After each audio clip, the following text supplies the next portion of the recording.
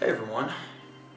So in this video I will be talking about the compare and contrast in regards to The Platform and its sequel, The Platform 2.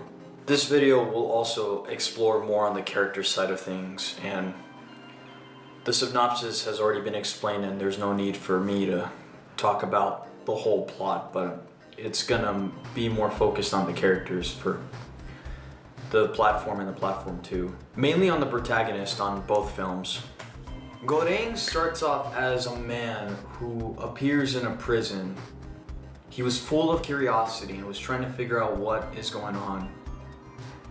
And then he meets his cellmate, who thinks he's a nice guy. And as the platform comes down, there's food all over. And he tries not to eat until the weeks went by. He decides to eat, and then it is later stated that his favorite food is snails.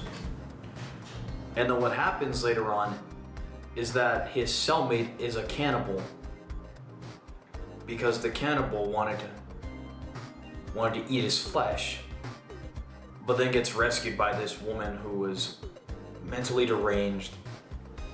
And it is stated that she was trying to be like an Asian Marilyn Monroe, but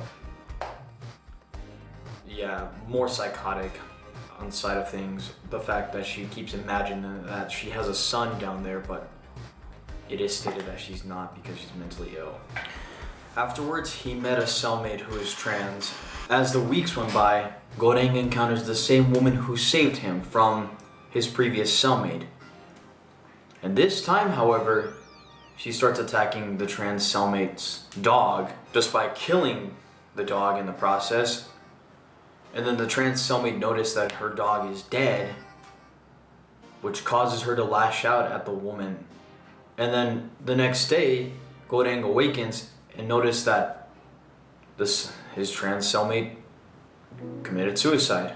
Afterwards, he's awakened to an upper level, and then he befriended with this preacher who is trying to climb up, but then Goreng insisted that he should come with him to make sure how many levels are on the prison.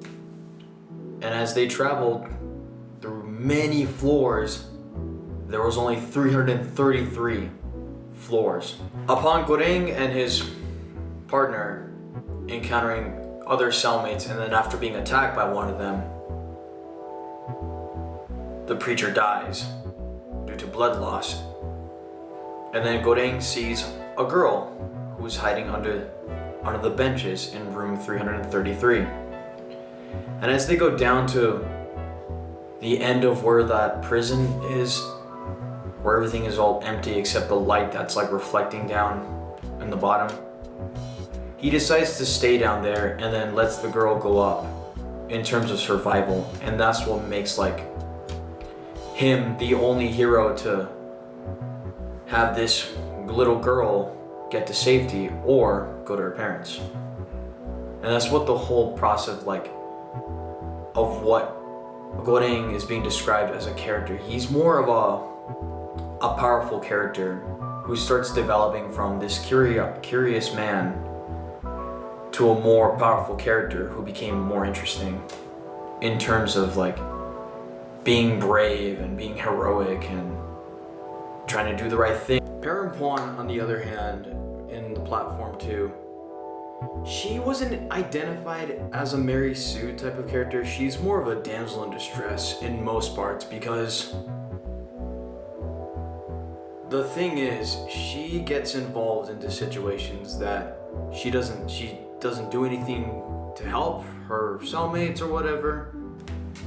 She just stood there lets bad stuff happen to whatever circumstances she encounters with. And just like how she just stood there seeing her cellmate getting burned to death, and then he falls. But in terms of character development within Perempuan, she ends up becoming this brave hero later on, even though she didn't do anything good throughout the film.